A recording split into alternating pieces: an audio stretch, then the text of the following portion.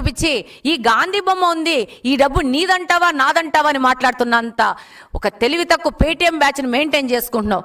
గాంధీ గారికి, నీ వైకాపా పార్టీకి, ఆ వైకాపా పార్టీలోని నాయకులకి నక్కకు నాగలోగానికి ఉన్న తేడా ఉంది. అసలు గాంధీ మహాత్ముడితో మీరేంటి అసలు పోలిక పెట్టుకోవడము?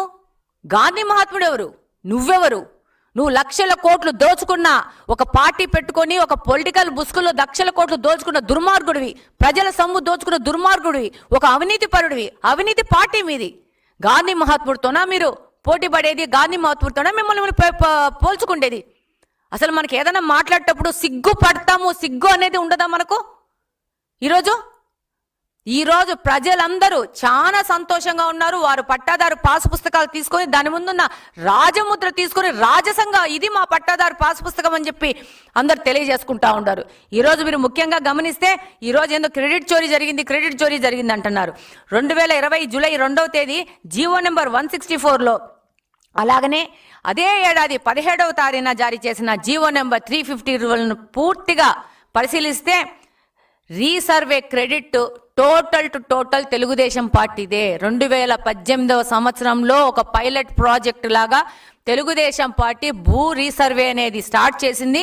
దాని కంటిన్యూయేషన్ మాత్రమే మీరు చేశారు, వైకాపా పార్టీ చేసింది.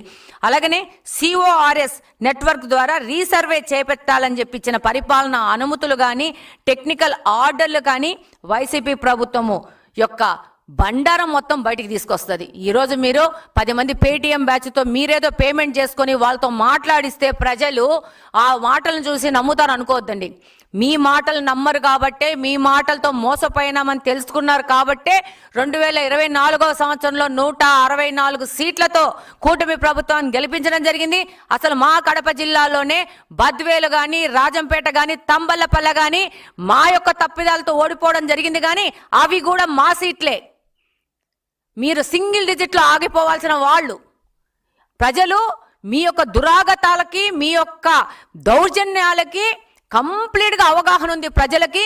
ఈరోజు ఎక్కడ ఈ యొక్క పట్టదారు పాస్ పుస్తకాలు పోతే ఇంత మంచి పని చేసింది కూటమి ప్రభుత్వం అని ప్రజలందరూ అనుకుంటున్నారని చెప్పేసి పొల్లోమని చెప్పి వచ్చి ఇది క్రెడిట్ చోరీ అంటున్నారు.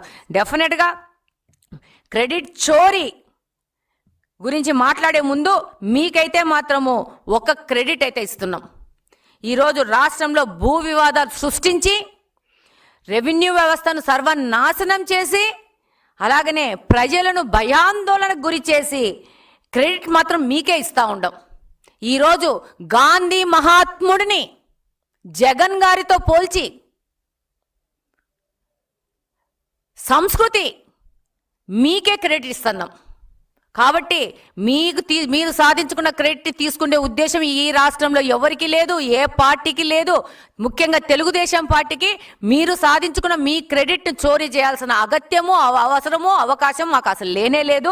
ఈరోజు మీరు ముఖ్యంగా గమనిస్తే సిఫార్సు జీవోగా 2018 సెప్టెంబర్ 25వ తేదీన ఈ 1348ను వైసీపీ పార్టీ మెన్షన్ చేయడము మీరు గమనించవచ్చు.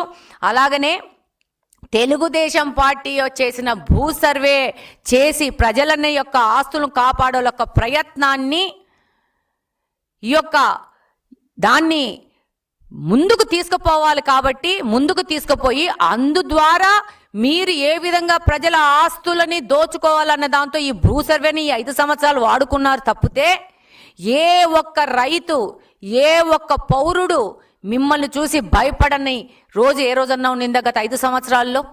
ముఖ్యంగా మిమ్మల్ని మీరు ప్రశ్నించుకోవాలా. ఈరోజు ఈ యొక్క 2024 ఎలక్షన్ తర్వాత కనీసము ఒక మనస్సాక్షిని ప్రశ్నించుకోవాలా వైకాపా పార్టీ నాయకులు.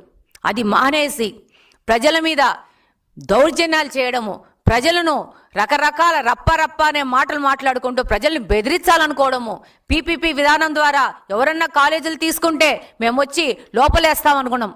కానీ ప్రజలంతా గమనిస్తున్నారు, మీ మాటలను గమనిస్తున్నారు, మీ చేష్టలను గమనిస్తున్నారు, మీరు చేసే డ్రామాలను గమనిస్తున్నారు. మామిడికాయలు కొనుక్కొచ్చి రోడ్ల మీద వేసినంత మాత్రాన ప్రజలకు అవగాహన లేదనుకుంటున్నారు.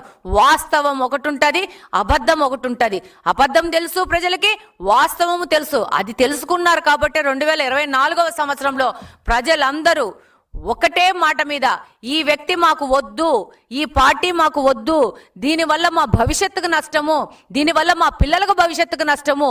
ఒక్క డిఏసి కూడా నడపలేదు 5 సంవత్సరాల్లో.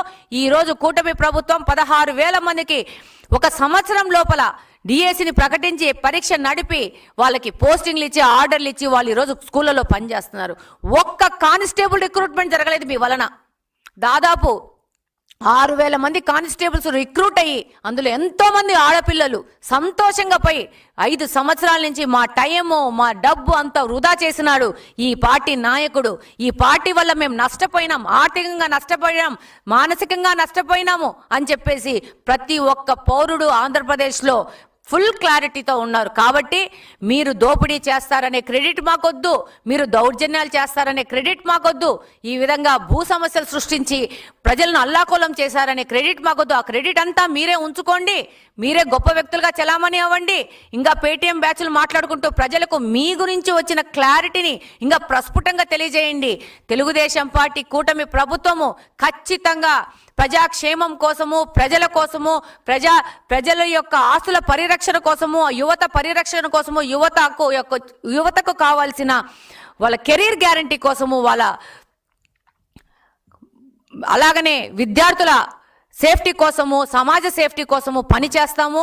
మీరు మాట్లాడే మాటలు విని దానికోసము మేము టైం వృధా చేసుకునే పరిస్థితి లేదు. అభివృద్ధి కోసము, యువత కోసము, ప్రజల కోసం పనిచేసే విధంగా తెలుగుదేశం పార్టీ సంపూర్ణంగా సిద్ధంగా ఉంది, కష్టపడతా ఉంది.